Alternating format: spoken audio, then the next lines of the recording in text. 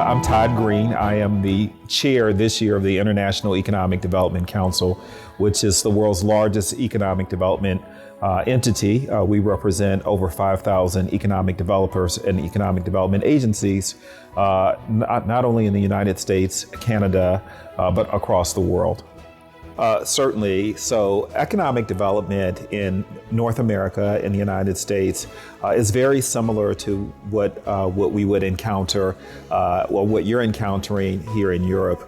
Certainly, a couple of the major concerns that we all face include workforce. That includes the quality of the workforce and the number of people that are needed in order to support our companies and other employers and meeting those challenges with having the most competent and well-trained individuals in order to satisfy that demand is huge for all of us. Another set of challenges that I think may be a little bit different and that may be more exacerbated for the United States and that Europe perhaps might be more advanced with has to do with issues around climate change, for example, and the environment. That is certainly an area where we in the United States have a lot that we can learn and take away from.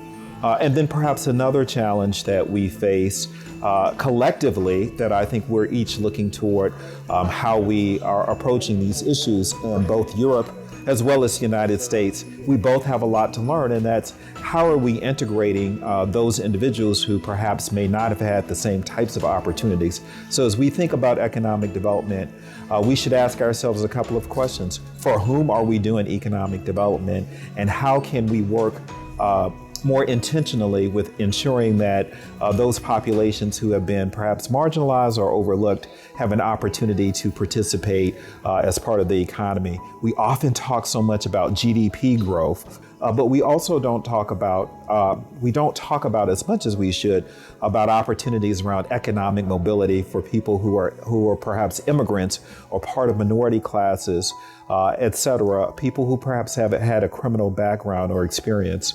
So those are some both opportunities and challenges that we face both here in Europe, but also in North America.